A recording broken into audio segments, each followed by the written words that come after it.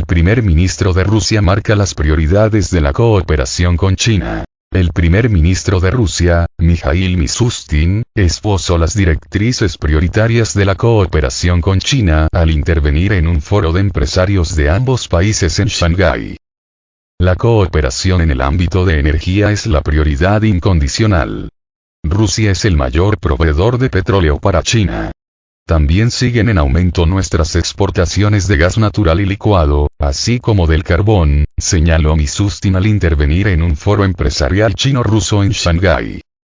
El primer ministro agregó que, paralelamente al suministro de hidrocarburos, Rusia quisiera poner en marcha nuevos proyectos conjuntos con China, particularmente en materia de las energías renovables. Otros sectores prometedores para la cooperación, según el primer ministro ruso, son la construcción de maquinaria y el uso de tecnologías punteras para la fabricación de equipos de refinación del petróleo, petroquímica, licuefacción del gas natural, así como transporte y almacenamiento de gas natural licuado, construcciones navales, industria forestal, fabricación de máquinas, herramientas y drones civiles. Ampliar las conexiones aéreas entre China y Rusia, aprovechar en mayor grado las capacidades de la ruta marítima del norte y facilitar el acceso recíproco a los mercados agrícolas también son objetivos prioritarios, a juicio de Mishustin. Durante su discurso, el primer ministro ruso expresó la certeza de que el intercambio comercial con China alcanzará este año la meta de $200.000 millones marcada por los presidentes Vladimir Putin y Xi Jinping.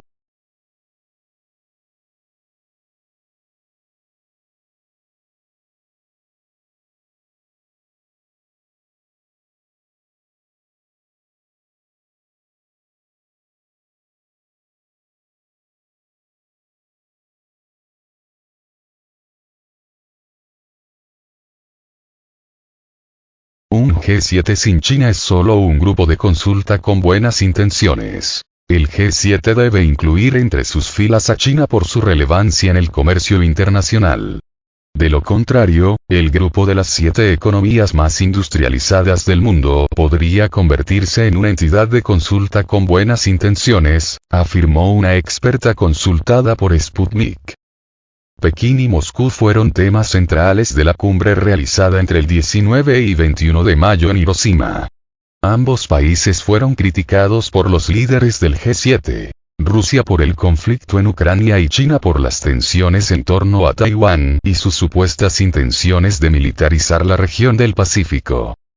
De este modo, el G7, conformado por Estados Unidos, el Reino Unido, Canadá, Alemania, Japón, Francia, Italia, así como por una representación de la Unión Europea, expresó una postura abierta contra dos de las naciones que pugnan por un orden multipolar de la geopolítica internacional. Como invitados también estuvieron los líderes de Australia, Brasil, la India, Corea del Sur, Vietnam e Indonesia. Rusia fue expulsada en 2014 por la adhesión democrática de Crimea. Entre las resoluciones alcanzadas en la cumbre destacan el pronunciamiento del G7 en contra de lo que llamaron un ascenso inquietante de la economía china, que tiene participación de casi el 20% en la economía mundial. Incluso los países occidentales acusaron al país asiático de hacer militarización de vulnerabilidades económicas para socavar las políticas exteriores e internas y posicionamientos de los miembros del G7, así como de sus aliados alrededor del mundo.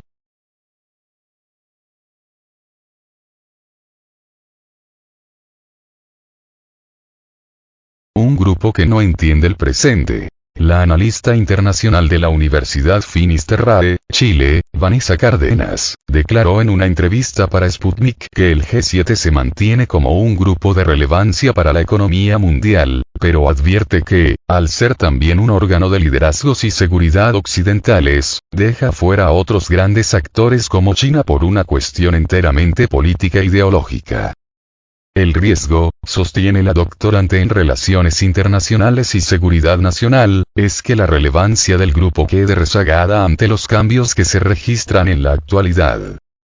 Se va a convertir en un grupo de consulta con buenas intenciones, como muchos foros internacionales que hay, y que difícilmente va a gozar de la confianza y la cercanía de la negociación de estas nuevas potencias emergentes, que lo van a ir aislando cada vez más, advierte Cárdenas Sanata.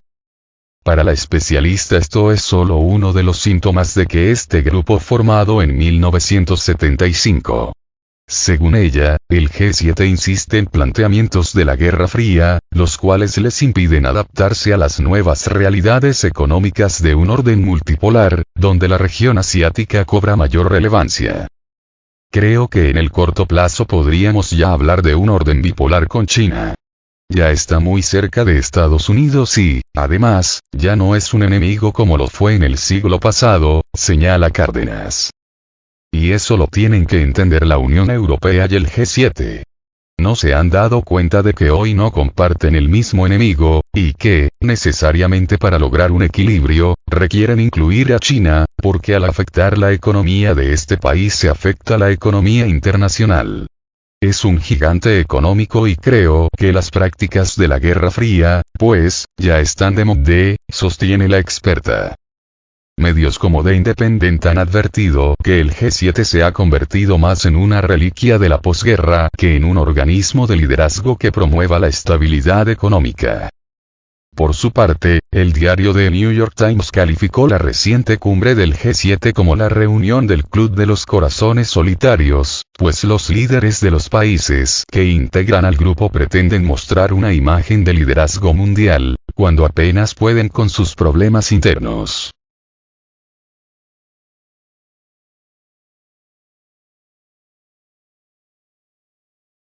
El G7 impide avances. Ante los planteamientos hechos en la reunión del G7, China acusó al grupo de obstaculizar la paz internacional, socavar la estabilidad regional y frenar el desarrollo de otros países y, en general, de la economía internacional. China nunca aceptará las llamadas reglas impuestas por unos pocos. La comunidad internacional no acepta ni aceptará las reglas occidentales dominadas por el G7, que pretenden dividir el mundo basándose en ideologías y valores, y mucho menos sucumbirá a las reglas de pequeños bloques exclusivos diseñados para servir a América primero y a los intereses creados de unos pocos. El G7 debe reflexionar sobre su comportamiento y cambiar de rumbo, subrayó un portavoz del Ministerio de Exteriores de China, en un posicionamiento difundido el 20 de mayo. Una muestra de que el G7 prioriza el tema político antes que el económico, para Vanessa Cárdenas, es que, a pesar de ser uno de los temas fundacionales del grupo y de mayor prioridad, el tema energético quedó opacado por los llamados a frenar a Pekín y por las nuevas sanciones económicas contra Rusia por el conflicto ucraniano. Sobre este punto, la maestra Vanessa Cárdenas señala que la presión por llegar a un acuerdo de paz entre Ucrania y Rusia tiene que ver, precisamente, con el hecho de que las sanciones económicas se revirtieron en contra de Occidente, principalmente en el hecho de que Europa se enfrentó a niveles históricos de inflación y una fuerte crisis energética. Si quieren dejar de ser un organismo únicamente político y seguir teniendo el control económico de ciertos mercados, indiscutiblemente, ya sea que se sienten con China o que negocien como bloque con Pekín, asegura Cárdenas. Durante la reunión del G7, personajes como el secretario general de la Organización de las Naciones Unidas, Antonio Guterres, se pronunciaron en favor de cambiar el sistema económico-financiero actual y apostar por un orden multipolar. Según Vanessa Cárdenas, parte de los cambios manifiestos en el orden político actual tienen que ver con el hecho de que los conflictos internos se internacionalizan, cuando antes se trataba de conflictos directos entre estados antagónicamente ideológicos. Al poner tanta atención al contexto internacional como fue a finales del siglo pasado, el G7 descuidó mucho los asuntos de estabilidad interna que se fueron incrementando con las crisis económicas y hoy les está pasando la factura, opina la especialista. A esto se suma que, pese al evidente ascenso de potencias como China y la India, organismos como el G7 mantienen una visión que privilegia a Occidente, lo que lo deja fuera de la posibilidad de incidir en mercados donde domina Pekín, como el de Asia-Pacífico, y que los mantiene rezagados en otros temas como el avance tecnológico, el control del ciberespacio y hasta la carrera aeroespacial.